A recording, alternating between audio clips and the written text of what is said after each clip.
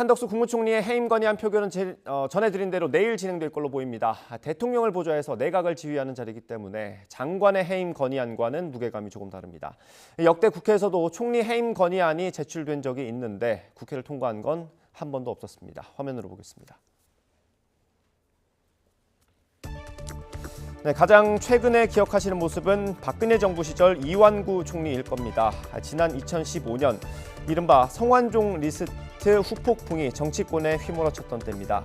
성 회장의 유서와 함께 뇌물을 제공했다는 정치인 명단이 공개돼 파장이 일었고 여기에서 이 전 총리의 이름이 공개됐습니다.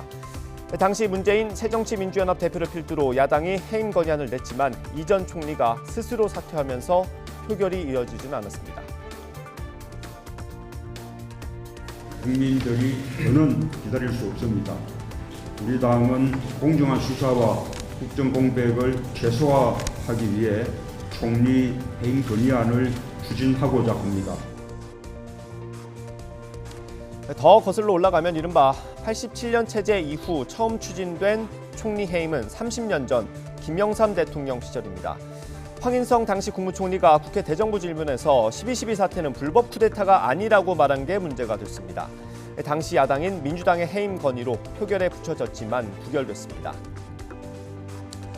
같은 해 성수대교 붕괴와 충주호 유람선 화재를 비롯해 대규모 인명피해가 나온 재난 사태가 연달아 발생합니다. 민주당은 국가의 재난관리 능력을 문제 삼아 이영덕 당시 국무총리를 포함해 국무위원 23명 전원을 상대로 해임안을 냈습니다. 표결 끝에 모두 부결됐습니다. 김대중 정부 시절이었던 1999년 김종필 전 총리는 내각제를 위해 연내 개헌하겠다고 약속했다가 지키지 못했고 당시 야당인 한나라당이 책임을 물어서 해임 건의안을 냈습니다. 하지만 여당이 대거 퇴장하면서 의결 종족수 미달로 자동 폐기됐습니다. 2년 뒤인 이한동 총리 시절에도 한나라당은 대우자동차 노동자 파업을 과잉 진압했다며 해임안을 냈고 시한 내 이뤄지지 않아서 자동 폐기됩니다. 다음은 정권 교체로 공수가 바뀐 이명박 정부 때입니다. 김황식 총리를 상대로 민주통합당이 한일 군사정보보호협정을 밀실에서 합의했다고 주장하며 제출한 해임 건의안.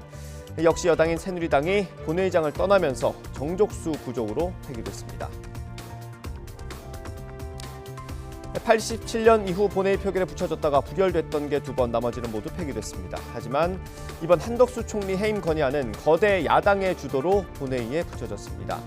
야당의 숫자가 과반을 넘는 만큼 본회의에서 가결될 가능성이 있습니다. 다만 해임 건의안이 국회에서 통과가 된다고 해도 윤석열 대통령은 거부할 수 있다는 점에서 실효성에는 의문이 제기됩니다.